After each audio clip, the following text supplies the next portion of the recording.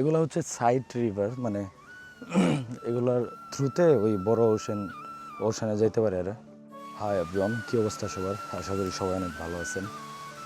আজকে এই মুহূর্তে ভিডিওটা চালু করলাম ওই কক্সবাজার ছোটো ভাইয়ের এদিকে এসো। ছোটো ভাইয়ের বাসায় ছিলাম, আমার ফ্রেন্ড সার্কেল ওরা তো চলে গেছে। সো তার বাসাটা মূলত আমার পিছনেই ওর বাসা, নিয়েছিলাম। আর এটার পাশেই হচ্ছে এরকম সুন্দর একটা পয়েন্ট, খুবই সুন্দর। এখানে কিছু বোট, পুরাতন বোট এনে রাখা আছে। তারপরে ছোট ছোট বোট আছে, এগুলো ফিশিং বোট না, মাছ ধরার জন্য। ও বরফ ফ্লোট, আচ্ছা আচ্ছা। এনে আরেকটা হচ্ছে বরফের কোম্পানি আছে, ওটা জানি না দেখতে পাচ্ছেন কিনা। উপরে ওইগুলো মূলত বরফ তৈরি করে আর কি। বরফগুলো নর্মালি সাগর থেকে মাছ ধরার পরে ওই প্রোটেক্ট করার লাগে না। তো এখান থেকে মূলত বরফ নিয়ে যাওয়ার জন্য এই বড় বুটগুলো আছে আর কি। তো এই হচ্ছে বড় বুটের অবস্থা। এটা একটা কাঠের ছোট ব্রিজ, ওইদিকে বরফ আনা নেওয়া করার জন্যে। সো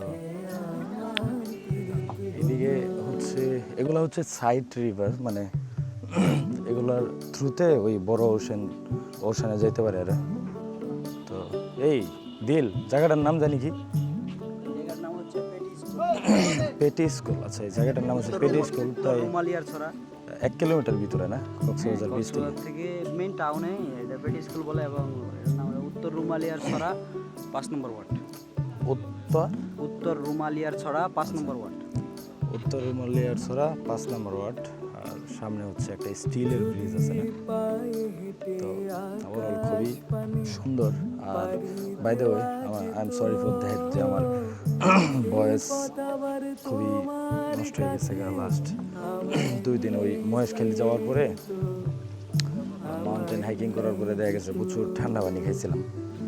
আপাতত 2 দিন যাবত মানে কথা বলতেই কষ্ট হয়ে যাচ্ছে। তারপরেও এক্সপ্লোর করতেছি। আর এটা মোটামুটি গ্রামীণ এরিয়া বলা যায়, বাট আবার টাউনেও পড়ছে। ওভারঅল খুবই সুন্দর। আসসালামু আলাইকুম, ভালো আছেন না? তাই নাকি? কালকে সাগরে বের হবে। আচ্ছা, কতদিনের জন্য বের হবেন ভাই? 10-12 দিন।